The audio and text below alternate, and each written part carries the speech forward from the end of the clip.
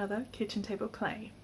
This time we're going to make a small stone stroke pebble that we're going to burnish. So we're going to start this one by making a small pinch pot pebble shape, which if you want to have a look in more depth at how to do a pinch pot, please check out the video that I have on pinch pots.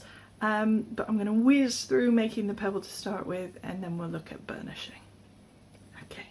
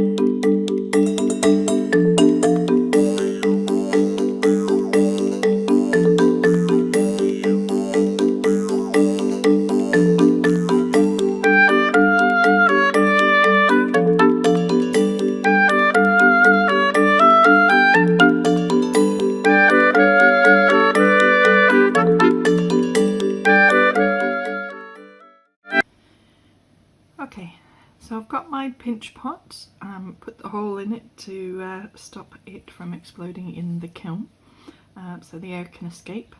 And I've just made it into a very simple kind of pebbly shape.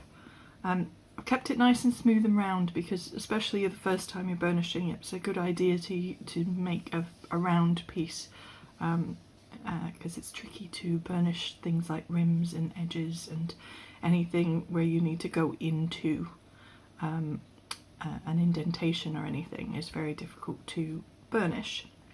So stick for the first time with a nice round shape. I use spoons. You can see the back of that spoon's been worn down. It's my burnishing spoon. For doing this, it does wear some of the metal off and put it into the clay, so it gives a bit of patination in the clay. Personally, I quite like it, but the more traditional tool to use for burnishing is actually a smooth polished stone, and obviously you can get those from any of the shops, quite often museum shops and gift shops. They have the polished stones. And you can get them at different sizes and shapes to fit into different sort of indentations on your pots, depending on what shape pots you're going to build. If you're going to get a stone, it needs to be a very smooth, polished type stone. It needs a very smooth surface, at least on one side, and you obviously need to be able to hold it while you're working with it. It's part of the reason why I like the spoons, because you've got a handle, which makes life a little easier. So basically any kind of smooth surface thing has the potential to burnish. Obviously certain things work better than others, but it's worth trying things out and finding what tool you like best. Now I am going to just burnish straight onto this piece. Some people put slip or terra sigillata on their surfaces to smooth them even more before they begin with the burnishing process. In this case I'm just going to burnish straight onto the raw clay. I've let this dry so it's just shy of completely dry, so there's still a bit of moisture in here. It needs to be at this point or drier to burnish. If it's gone completely dry, you'll want to add a little bit of water onto the surface. You can either use your fingers and dab where you're working, or a damp sponge. Don't wet it too much, else you'll just put slip on the surface.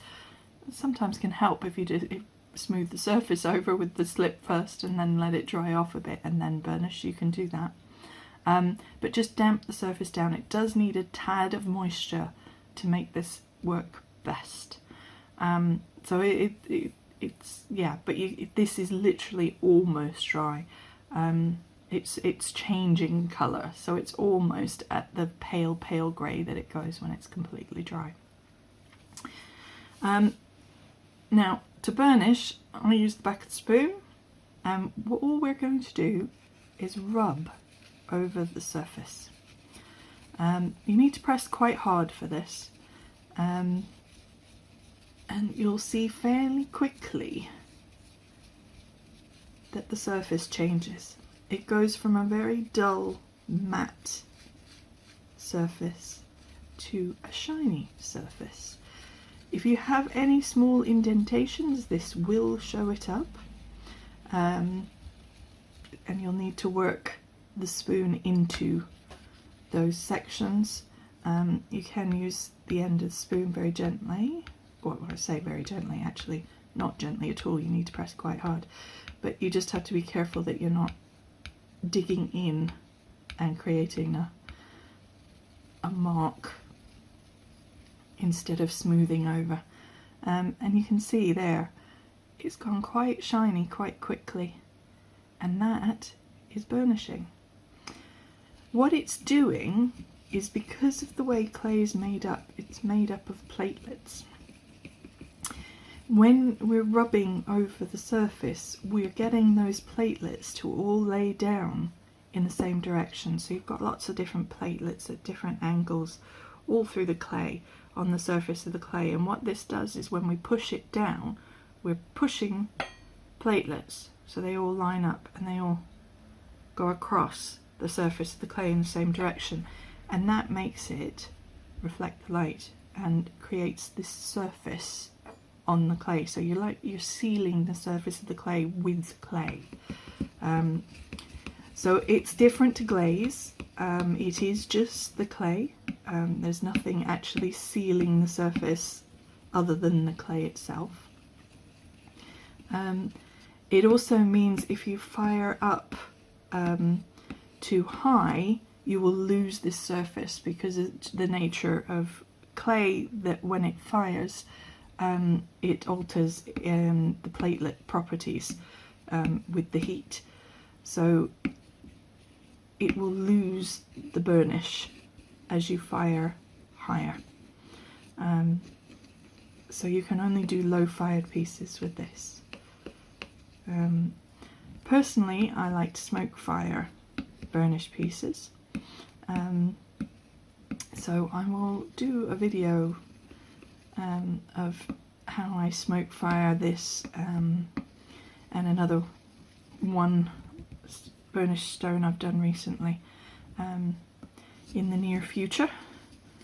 I like smoke fire. It's quite spectacular with the flames, and I like the effects on the stones. Smoke firing gives.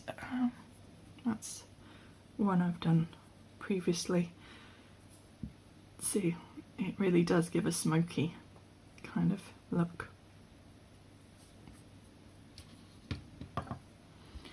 So all there is now to do is to finish the burnishing.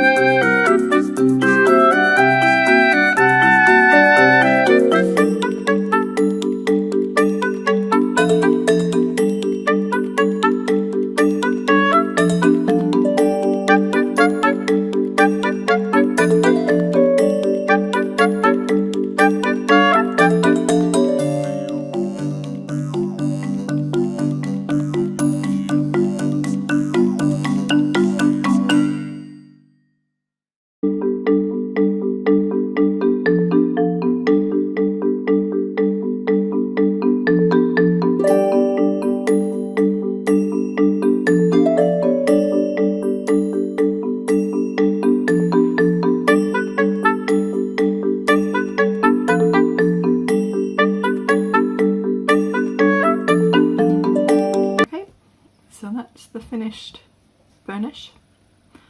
This is now going to dry out completely and then go in the kiln for a bisque fire before I put it in for smoke firing. It needs to be quite a low bisque, as I said, otherwise you'll lose the shine on the surface. As you're burnishing, you probably noticed I'm rubbing my fingers over the surface all the time. You can see places that need a bit more work and you can feel places that need a bit more work. So use both senses while you're doing this. It's lovely and tactile. It's really nice to hold. Burnished pieces, they're so lovely. And particularly I like the pebbles or the stones particularly because they're pinch pots, so they're completely hand-sized. Okay, I hope you enjoyed that. My finished pebble for now. As I say, still needs to go in the kiln and then we'll smoke fire it, which should be a lovely fun video to make and hopefully watch. So that's it for this one, and I will see you again soon. Bye.